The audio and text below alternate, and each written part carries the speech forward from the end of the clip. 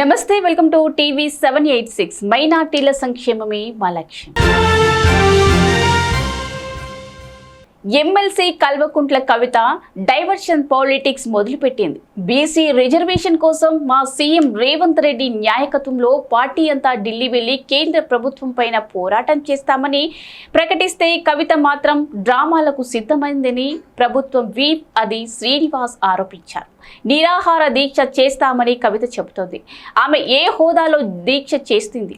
బీసీలపైన చిత్తశుద్ధి ఉంటే మీ అయ్యను తీసుకుని వచ్చి ఢిల్లీలో బీజేపీ సర్కార్ పైన పోరాడు. ఆయన ఫార్మా హౌస్లో పడుకుంటాడు, నువ్వు మీ అన్న డ్రామాలు ఆడుతున్నారు. బీజేపీ పైన మాట్లాడడానికి మీకు నోరు రాదు. మోడీని చూసి నువ్వు మీ అన్నయ్య వణికిపోతున్నారని అన్నారు. తెలంగాణలో దీక్ష చేయాల్సిన అవసరం ఏముంది? అసెంబ్లీ బిల్ పాస్ చేసి కేంద్రానికి పంపాం, ఆర్డినెన్స్ తెచ్చి గవర్నర్కి పంపాం. మా చిత్తశుద్ధి ఏం లోపం ఉంది? మీ కల్వకుంట్ల డ్రామాలకు తెలంగాణ ప్రజలు నమ్మారని అన్నారు.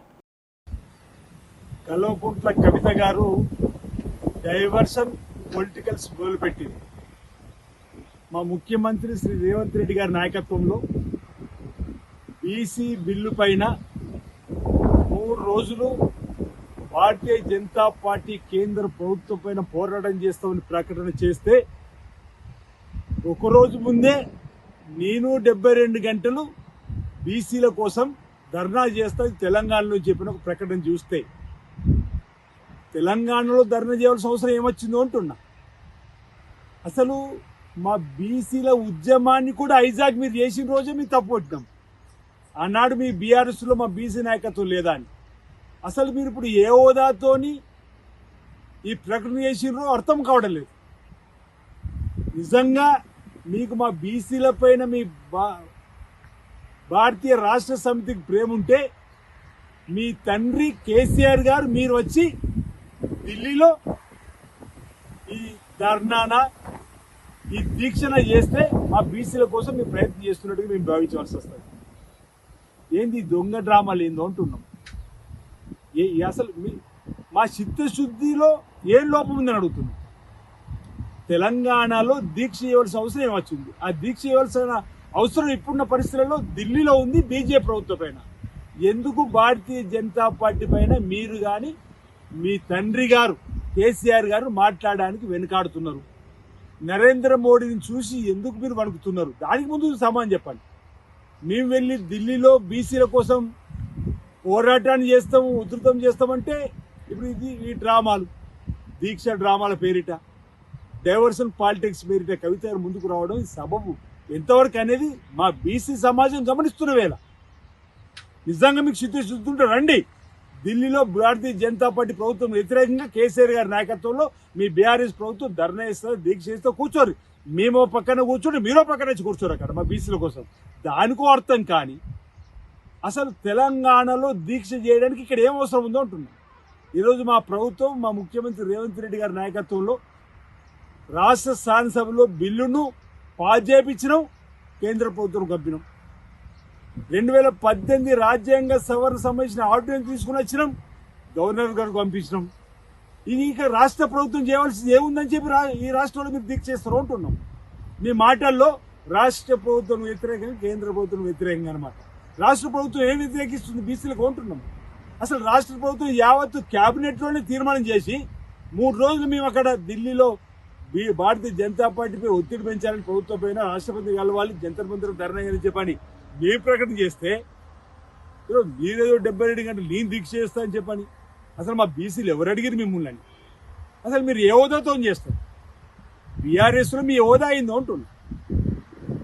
ఇటు కేటీఆర్, ఇటు మీరేమో డ్రామాలు, కేసీఆర్ గారు మాట్లాడరు. అంత హిస్టారికల్ మూమెంట్ బీసీ బిల్ వస్తే ఆ బీసీ బిల్కి సంబంధించిన సందర్భంలో ప్రతిపక్ష నేత హోదాలో కేసీఆర్ గారు రారు. తెలంగాణ రాష్ట్ర ఉప ముఖ్యమంత్రి బట్టి విక్రమార్క పర్యటనలో అధికారులు ప్రోటోకాల్ పాటించడం లేదని చీఫ్ విప్ పట్నం మహేందర్ రెడ్డి అభిమానులను ఆగ్రహం చేస్తున్నారు. మంగళవారం తూడూరు నియోజకవర్గంలో యాలాల మండలం దావులాపూర్లో రాష్ట్ర ఉప ముఖ్యమంత్రి మల్లుబట్టి విక్రమార్క, తెలంగాణ ప్రభుత్వం చీఫ్ విప్ డాక్టర్ పట్నం మహేందర్ రెడ్డి, స్థానిక ఎమ్మెల్యే మనోహర్ రెడ్డి తదితరులతో కలిసి 230 కోట్లతో నిర్మించనున్న యంగ్ ఇండియా ఇంటిగ్రేటెడ్ రెసిడెన్షియల్ పాఠశాల భవనాన్ని శంకుస్థాపన, 6 విద్యుత్ సబ్ స్టేషన్లకు శంకుస్థాపనలు చేశారు. అయితే విద్యుత్ అధికారులు ఏర్పాటు చేసిన plexus chief whip Mahender Reddy ఫోటోలు కనిపించలేదు. దీంతో పట్టం అభిమానులు విద్యుత్ అధికారుల తీరుపై మండిపడ్డారు. దీంతో మహేందర్ రెడ్డి అభిమానులు నిరాశ చెందారు. వికారాబాద్ జిల్లా తాడూరు పర్యటనలో ఉన్న డిప్యూటీ సీఎం బట్టి విక్రమార్కను బీజేపీ శ్రేణులు అడ్డుకున్నారు. ఇటీవల కాగ్నా నది బ్రిడ్జిపై పడ్డ రంధ్రం వద్ద డిప్యూటీ సీఎం కాన్వాయ్ అడ్డుకునే ప్రయత్నం చేయగా బీజేపీ నేతలను పోలీసులు అరెస్టు చేశారు. దీంతో బీజేపీ నాయకులు పోలీసులు నశించాలి అంటూ ఆందోళన చేశారు. దాని సరిపోయేటువంటి విద్యుత్ అందించడానికి కేవలం థర్మల్ పవరే కాకుండా రెన్యూవబుల్ ఎనర్జీని కూడా రాష్ట్ర ప్రజలకు అందించాలని గ్రీన్ ఎనర్జీతో న్యూ ఎనర్జీ పాలసీని తీసుకువచ్చి ఈరోజు రాష్ట్రం తీసుకుంటా ఉంది. పెద్ద ఎత్తున సోలార్ పవర్, పెద్ద ఎత్తున pump storage power, floating solar, అయితే ఇంకా హైడల్ పవర్, లేకపోతే విండ్ పవర్, ఇటువంటి అనే హైడ్రోజన్, గ్రీన్ హైడ్రోజన్ పవర్ కూడా ఆలోచన చేసి రాష్ట్ర ప్రభుత్వం 2035 నాటికి అయితే 2047 వరకు కూడా సరిపోయేంత ప్రణాళికల్ని ఇక్కడి నుంచే చేస్తూ ముందుకు పోతా ఉన్నాం. ఐ విష్ ఈ తాండూరు శాసనసభ నియోజకవర్గ ప్రజాప్రతినిధులు, ఇక్కడ ఉన్నటువంటి శాసనసభ్యులు కానీ శాసనమండలి సభ్యులు కానీ వీరిద్దరూ ఈ ప్రాంత ప్రజల అభివృద్ధి కోసం, సంక్షేమం కోసం పెద్ద ఎత్తున ఈ ప్రాంతానికి నిధులు రావాలని, కావాలని విద్యపరంగా కానీ, ఎలక్ట్రిసిటీ పరంగా కానీ, లేకపోతే వైద్యపరంగా కానీ, లేకపోతే ఇన్ఫ్రాస్ట్రక్చర్ రోడ్ల పరంగా కానీ పెద్ద ఎత్తున ప్రభుత్వం కోరటం, దానికి అనుగుణంగా ఈరోజు రాష్ట్ర ప్రభుత్వం నుంచి నిధులు శాంక్షన్ చేసి దాంట్లో భాగంగా భూమి పూజ కార్యక్రమం చేసుకునే దానికి ఇక్కడికి వచ్చాం.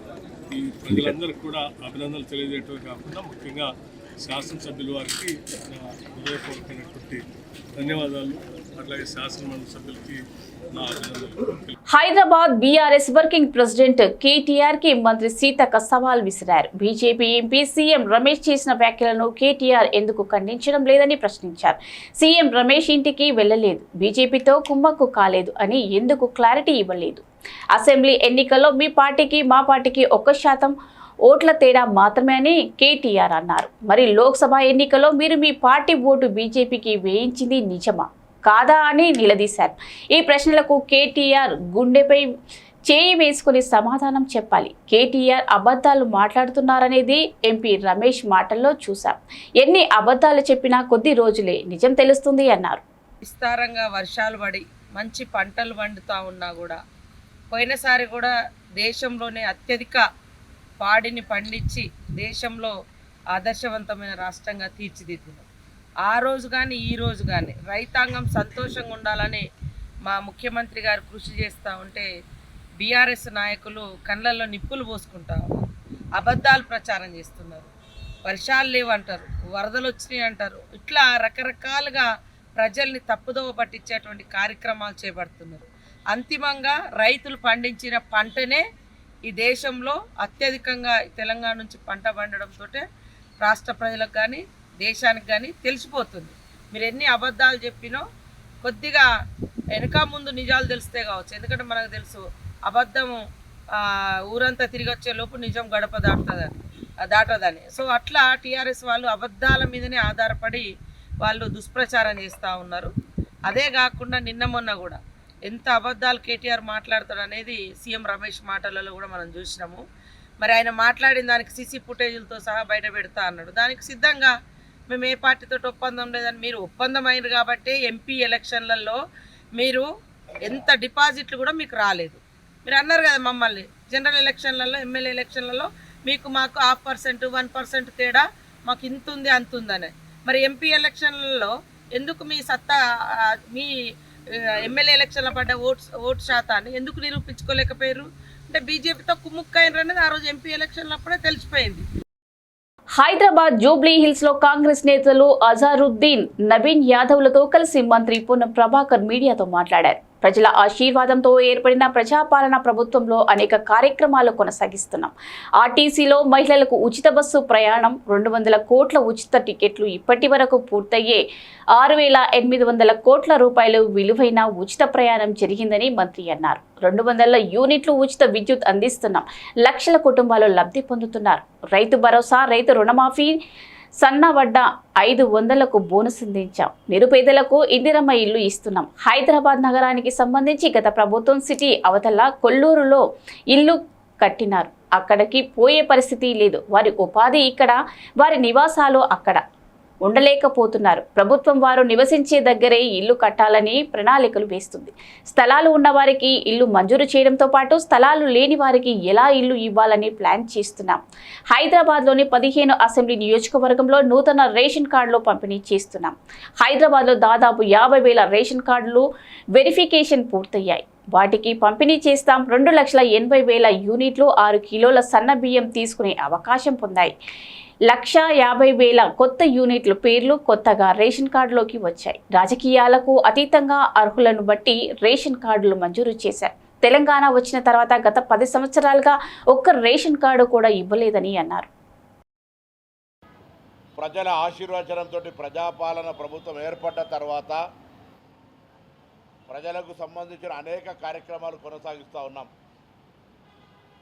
ఉదాహరణకు 3 రోజుల కింద ఉచిత మహిళా బస్సు ప్రయాణానికి సంబంధించి 200 కోట్ల మంది మహిళలు తమ ప్రయాణాన్ని కొనసాగిస్తే 6,800 కోట్ల రూపాయల విలువ గల ఆ ప్రయాణ ఖర్చులు తెలంగాణ రాష్ట్ర ప్రభుత్వం మహిళలకు ఇచ్చింది, ఆర్టీసీకి ఇచ్చింది.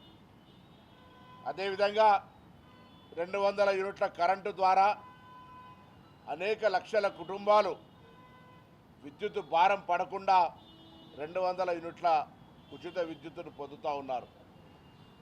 గ్రామీణ ప్రాంతాల్లో రైతాంగానికి అనేక రకాలుగా రైతు భరోసా కావచ్చు, రైతు రుణమాఫీ కావచ్చు, సన్నవడ్ల బోనస్ కావచ్చు, అదేవిధంగా ఇందిరమ్మ ఇండ్లు గ్రామీణ ప్రాంతాల్లో దిగ్విజయంగా స్థలాలు ఉన్నాయి కాబట్టి ఇందిరమ్మ ఇండ్లు అన్నీ కూడా గ్రౌండింగ్ అవుతూ ఉన్నాయి. హైదరాబాద్ నగరానికి సంబంధించి నిన్న కూడా క్యాబినెట్లో గత ప్రభుత్వం ఉప్పల్లో ఉపాధి ఉంటే కొల్లూరులో ఇల్లు కట్టినారు, అక్కడికి పోకుండా ఖాళీ ఉన్నాయి, నిష్ప్రయోజనం అవుతూ ఉన్నాయి. అక్కడ ఇల్లు కట్టినప్పటికి కూడా 30,000 ఇల్లు ఖాళీ ఉన్నాయి. వాళ్ళ ఉపాధి ఇక్కడ, వాళ్ళ జీవితం ఇక్కడ, వాళ్ళ చదువు ఇక్కడ, వాళ్ళు ఉండేది ఇక్కడ. వాళ్ళకి ఎక్కడనో ఇల్లు ఇస్తే పోలేక, అందుకే ప్రభుత్వం స్పష్టంగా వాళ్ళు ఉండే దగ్గరనే ఇల్లు కట్టాలనే ఆలోచనతోటి ప్రజలను కొంత సమన్వయం చేసుకొని స్లమ్స్లన్నిటి కూడా ఎక్కడెక్కడైతే పేదలు ఉంటా ఉన్నారో, ఇల్లు కావాలంటా ఉన్నారో వాళ్ళందరికీ ఇల్లు కట్టించే ఆలోచన కూడా చేస్తూ ఉంది. స్థలాలు ఉన్న వాళ్ళకి ఇవ్వడంతో పాటుగా లేని వాళ్ళకి కూడా ఏ విధంగా ఇవ్వాలని ఆలోచన చేస్తూ ఉంది. ముఖ్యంగా హైదరాబాద్ ఇన్ఛార్జ్ మంత్రిగా 2 రోజుల నుంచి 1వ తారీఖు నుంచి హైదరాబాద్లో ఉన్న 15 నియోజకవర్గాల్లో రేషన్ కార్డుల పంపిణీ ప్రారంభోత్సవం చేస్తూ ఉన్నాం. 25వ తారీఖు నుంచి 10 లోపల రాష్ట్ర వ్యాప్తంగా నూతన రేషన్ కార్డుల పంపిణీ ప్రక్రియ చేయమని క్యాబినెట్ డిసిషన్ తీసుకుంది. కాబట్టి హైదరాబాద్లో ఉన్న 15 నియోజకవర్గాల్లో దాదాపు 50,000 కొత్త కార్డులు వెరిఫికేషన్ అయి జారీ కొరకు సిద్ధంగా ఉన్నాయి. 50,000 రేషన్ కార్డులు అంటే కుటుంబానికి 4 చొప్పున 5 చొప్పున దాదాపు 2,20,000 మంది పైన యూనిట్స్ 6 కిలోల సన్న బియ్యం తీసుకునేటువంటి అవకాశాన్ని హైదరాబాద్ నగర ప్రజలు కూడా పొందుతూ ఉన్నారు. అల్వాల్ సర్కిల్ పరిధిలోని ఎంఆర్ఓ కార్యాలయంలో మల్కాజ్గిరి ఎమ్మెల్యే మర్రి రాజశేఖర్ రెడ్డి కళ్యాణ లక్ష్మి షాదీ ముబారక్ చెక్లను అందజేశారు. ఈ సందర్భంగా ఎమ్మెల్యే మాట్లాడుతూ టీఆర్ఎస్ ప్రభుత్వం ప్రవేశపెట్టిన కళ్యాణ లక్ష్మి షాదీ ముబారక్ చెక్లను పథకాన్ని కాంగ్రెస్ ప్రభుత్వం ప్రజలకు అందజేయడం సంతోషకరమైన. కాంగ్రెస్ ప్రభుత్వం ఇచ్చిన హామీ తులం బంగారం కూడా కళ్యాణ లక్ష్మిలో షాదీ ముబారక్ లో చేర్చి ప్రజలకు అందించే ప్రయత్నం చేయాలని ఎమ్మెల్యే రాజశేఖర్ రెడ్డి కోరారు. కార్యక్రమంలో స్థానిక కార్పొరేటర్లు, టీఆర్ఎస్ పార్టీ నాయకులు, కార్యకర్తలు తదితరులు పాల్గొన్నారు. దుండిగల్ మల్లంపేటలోని మాదాసు రామచంద్రయ్య కాలనీలో గత కొన్ని రోజుల నుండి ప్రతి ఇంట్లో బోర్లో నుండి డ్రైనేజ్ వాటర్ రావడంతో కాలనీవాసులు అస్వస్థతకు గురి కావడం జరుగుతోంది. చిన్న పిల్లలకు వామిటింగ్స్, విరోచనాలు, కడుపు నొప్పి ఆసుపత్రి పాలు అవుతున్నా కూడా పలుమార్లు అధికారులు మరియు స్థానిక ప్రజాప్రతినిధులు దృష్టికి తీసుకెళ్లినా చర్యలు తీసుకోకపోవడంతో కాలనీవాసులు రోడ్డు ఎక్కడం జరిగింది.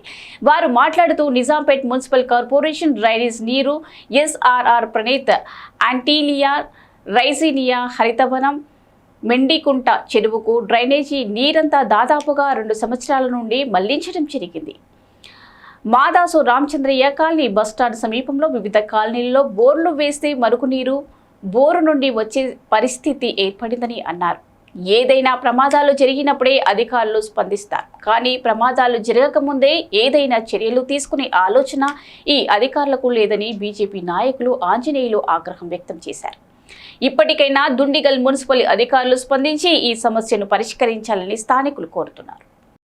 మాదాస్ రామచంద్ర కాలనీలో 2000 నుంచి ఇక్కడ ప్లాట్ కొనుక్కున్నాం. 2003లో ఇల్లు కట్టుకున్నాం. అప్పటి నుంచి రాలేదు మాకు నీళ్లు. ఇప్పుడు నిజాంపేట మున్సిపాలిటీ ఆర్టీసీ కాలనీ, ఈ ప్రణీతి యాంటీలియా, ఐరైజ్ మిడాస్ ఈ అన్నిటి నుంచి మా కాలనీకి నీళ్ళు వదులుతున్నారు. ఆల్రెడీ మేము రంగనాథన్ మన కమిషనర్ గారికి కంప్లైంట్ ఇచ్చాము.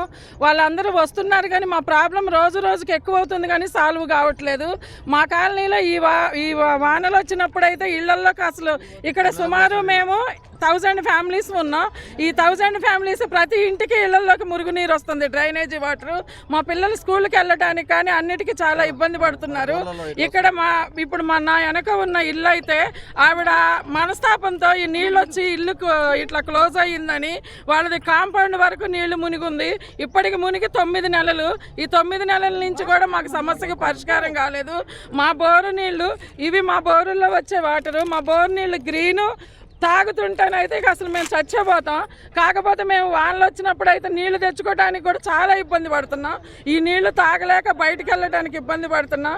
ఇప్పటికైనా సీఎం గారు కానీ, కమిషనర్ కానీ, హైడ్రా కమిషనర్ రంగనాథ్ గారు కానీ ఎవరైనా మా సమస్యలని మా సమస్య పరిష్కారం చేయవలసిందిగా కోరుతున్నాం. ఆల్రెడీ ఒక ఆవిడ చనిపోయింది కూడా ఈ ముంపు ప్రాంతానికి గురై.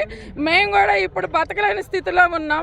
ఇలాంటి నీళ్లు తాగి ఇప్పుడు డెంగ్యూ అని చెప్పి నిన్న మన సీఎం గారు మా డ్వాక్రా మహిళలకి డెంగ్యూ వస్తుంది, మీ పరిసరాలు శుభ్రంగా ఉంచుకోండి, మీరు ఉండండి, మీరు డెంగ్యూ బారిన పడకుండా ఉండండి అని చెప్పేసి మాకు ఒక మెసేజ్ ఫార్వర్డ్ చేశారు. హైదరాబాద్ గచ్చిబౌలి పోలీస్ స్టేషన్ పరిధిలో పుల్లాల్లో గోపీచంద్ అకాడమీ సమీపంలో బస్సులో మంటలు చెలరేగాయి. ఐటీ ఉద్యోగులను తరలించే ప్రైవేట్ ట్రావెల్స్ బస్సులో ఇంజన్లో ఒక్కసారిగా మంటలు అంటుకున్నాయి. బస్సు పెట్రోల్ బంక్ వెళ్లి ఆయిల్ ఫిల్ చేసుకుని వస్తున్న క్రమంలో ఘటన జరిగింది. ఖాళీ బస్సు ఉండడంతో పెద్ద ప్రమాదం తప్పింది. బస్సు ప్రమాదానికి గురి కావడంతో ఐటీ ఉద్యోగులు వెళ్లే సమయం కావడంతో భారీ ట్రాఫిక్ జామ్ ఏర్పడింది. ఈగల్ టీం భారీగా గంజాయి పట్టివేత.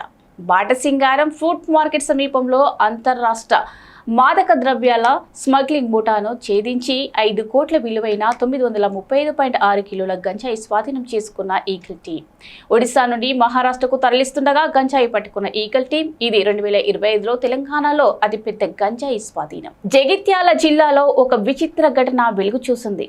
2 పిల్లల తండ్రి అయిన వ్యక్తి తన భార్యను వదిలేసి ట్రాన్స్జెండర్తో సహజీవనం చేస్తున్నాడు. జగిత్యాల పట్టణానికి చెందిన బింగి రాజశేఖర్కు పెంబట్ల గ్రామానికి చెందిన లాస్యతో 2014లో వివాహమైంది. ఈ దంపతులకు 2 కుమారులు ఉన్నారు. ఇటీవల కాలంలో రాజశేఖర్ హైదరాబాద్కు చెందిన ట్రాన్స్జెండర్ దీపుతో సన్నిహిత సంబంధం ఏర్పరచుకున్నాడు. ఈ నేపథ్యంలో భార్య లాస్యను వదిలి దీపుతో సహజీవనం ప్రారంభించాడు. ఈ విషయం తెలిసిన భార్య లాస్య మానసికంగా తట్టుకోలేక ఆత్మహత్య యత్నానికి పాల్పడింది. ఆమెను కుటుంబ సభ్యులు ఆసుపత్రికి తరలించగా ప్రస్తుతం చికిత్స పొందుతోంది. లాస్య ఆసుపత్రిలో ఉన్నప్పటికీ రాజశేఖర్ హాస్పిటల్కు రాకపోవడం ఆందోళనకు గురైన అత్తమామలు అతని కోసం వెతకడం ప్రారంభించారు. ఈ క్రమంలో తన ఇంట్లోనే ట్రాన్స్జెండర్ దీపుతో కలిసి ఉన్న రాజశేఖర్ రెడ్ హ్యాండెడ్ గా పట్టుకున్నారు. రూమ్ కు తాళం వేసి తదనంతరం పట్టణ పోలీసులకు ఫిర్యాదు చేయగా పోలీసులు రాజశేఖర్ దీపులను స్టేషన్ కు తరలించి విచారణ ప్రారంభించారు. కాగా స్థానికంగా ఈ విషయం చర్చనీయాంశంగా మారింది.